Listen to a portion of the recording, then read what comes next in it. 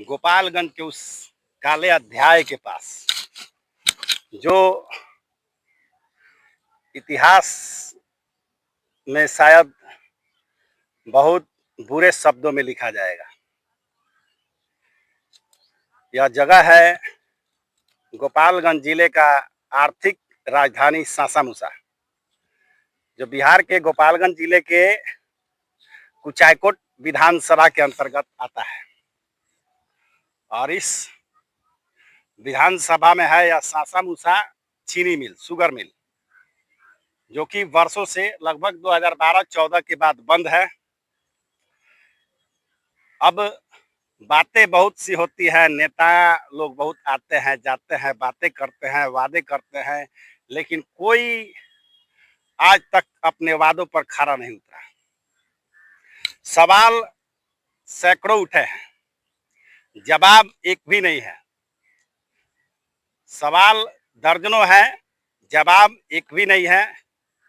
लेकिन नेता सिर्फ एक है, जो लगातार 5 बार से इस विधानसभा सीट पर, कुचायकोट विधानसभा सीट के अंतर्गत आता है सासामुसा चीनी मिल।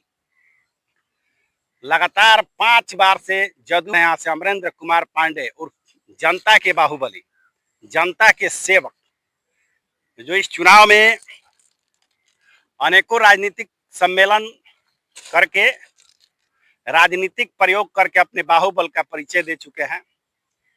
जहां भी विरोध की चिंगारी उठी, उस चिंगारी को दबा दिया गया, चाहे वो जैसे दबाया गया हो। मंदिरों में, मस्जिदों में इस चुनाव के पहले एसी लग रहा है, भगवान के दरबार में, खुदा के दरबार में एसी लग रहा है। लेकिन गोपालगंज के सासामुसा चीनी मिल का इतिहास ऐसा है कि बॉयलर फटने के बाद जब कुछ लोगों की यहाँ पे मृत्यु हुई थी, उस समय वर्तमान विधायक जी भी इस मिल में पहुंचे थे, इसका निरीक्षण भी किया था।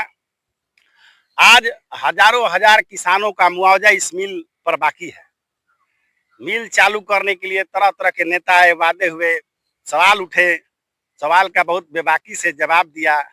लेकिन मैं सीधी शब्दों में सवाल पूछना चाहता हूं कि सर, या विधायक जी, या जनता के सेवक, या बाहुबली, सवाल तो उठेंगे सर, क्योंकि लगातार सत्ता में आप हैं, मुख्यमंत्री आपका है, प्रधानमंत्री आपका है और विधायक आप हैं। इस जिले में सांसद आपके पार्टी का है, इस जिले में राज्यसभा सांसद भी आपके गठबंधन दल बीजेपी का है। फिर क्या दिक्कत है कि ये मेरे पीछे सासामुसा चीनी मिल आज तक चालू नहीं हो सका? कहाँ दिक्कत है? चलिए छोड़िए ये पॉलिटिकल बातें। चीनी मिल चालू नहीं हो सका, लेकिन सैकड़ों दर्जनों किसानों का जो गन्ने का बकाया मिल के ऊपर है, जो बकाया भुगतान, वो अभी तक नहीं हो सका। आप करोड़ों रुपया लगाकर मंदिर मस्जिदों में एसी लगा रहे हैं, करोड़ों रुपया लगाकर सड़कें बनवा रहे हैं, आप विकास कर रहे हैं, मैं उसका विरोध नहीं कर रहा हूँ। लेकिन सर, क्या उन किसानों के परिवारों के बारे में नहीं सोचना चाहिए? जब चुनाव आता है तब ये सब बातें होती हैं। इसी चुनाव में आप क्यों नहीं दिखा देते कि मैं उन सभी किसानों के साथ हूँ, उन सभी किसान परिवारों के साथ हूँ जिनका इस मिल पर बकाया है, उनका भुगतान आप करा दीजिए। मुख्यमंत्री आपका है, प्रधानमंत्री आपका है, सांसद आपका है, विधायक आप है, फिर कहाँ समस्या आ रही है?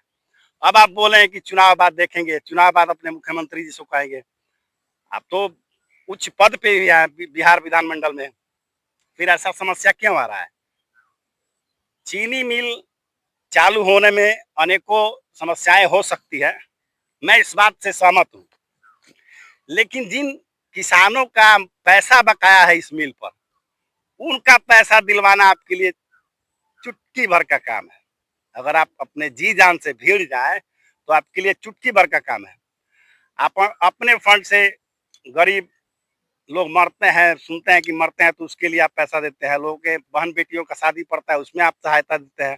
अब तो मेरे सामने ही सोनौला में जो आपकी सभा हुई थी, एनडीए कार्यकर्ता सम्मेलन, उसमें 5,000 से बढ़ाकर 7,000 आपने बहन बेटियों को देने का घोषणा किया था।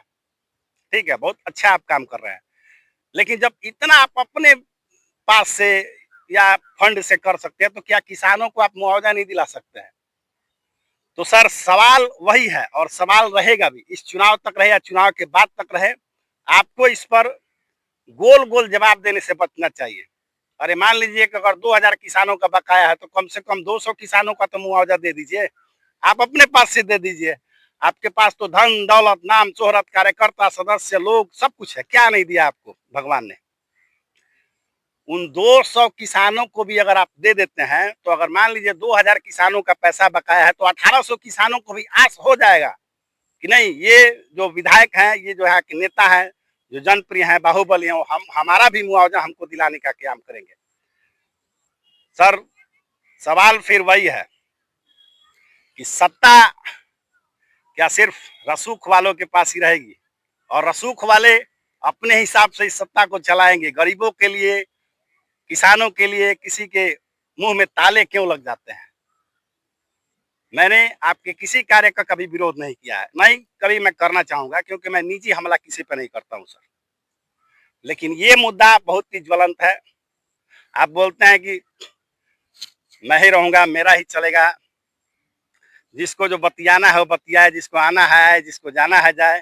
सर, सरकार आपकी है, सत्ता में आप रहे हैं, लगातार पांच बार से विधायक आप हैं, आपका मुख्यमंत्री है, आपका प्रधानमंत्री है, तो लोग सवाल आप ही से पूछेंगे। जो चुनाव में आते हैं, 1 महीना 2 महीना मेहनत करते हैं, चुनाव लड़ते हैं, उन लोगों से कोई सवाल नहीं करेगा। वो तो आएंगे, वादे करेंगे कि भाई इससे कम से कम जनता मुझे स्वीकार कर ले, लेकिन जनता उनको नहीं स्वीकार करती है। 5 बार से तो विश्व विजेता, मतलब कुचायकोट विजेता आप ही हैं। तो एक बार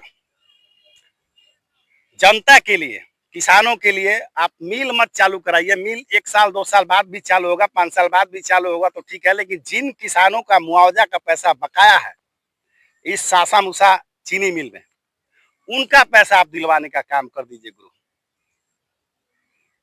यही है। अगर मान लीजिए इस समस्या का आप निवारण नहीं करते हैं तो सवाल बहुत है, सवाल उठेगी, समस्याएं खड़ी होगी, और ये देखिए, विरोध की एक चिंगारी आगे चल के आग बन जाती है, और हर जगह हर प्रकार का विरोध कोई दबा नहीं सकता है, चाहे वो प्रधानमंत्री हो, चाहे किसी देश का राष्ट्रपति हो। मेरे साथियों, आप शत्रुघ्न उपाध्याय के साथ देख रहे हैं स्वराज सच। वीडियो पसंद आए तो शेयर कीजिएगा, लाइक कीजिएगा, कमेंट कीजिएगा और बताइएगा कि किसानों को उनका हक मिलना चाहिए कि नहीं मिलना चाहिए। सासा मूसा शुगर मिल पे बकाया पैसा विधायक जी ही दिलवा सकते हैं, यहाँ का सांसद ही दिलवा सकते हैं, यहाँ का मुख्यमंत्री ही दिलवा सकते हैं। उन लोगों के लिए चुटकी भर का काम है, लेकिन ये लोग कतराते हैं। राजनीति इसी से शुरू होती है, इसी पे खत्म होती है। आखिर क्यों? अब इसका पटाक्षेप होना चाहिए। नहीं 2000 तो कम से कम 200 किसानों का मुआवजा जरूर मिलना चाहिए।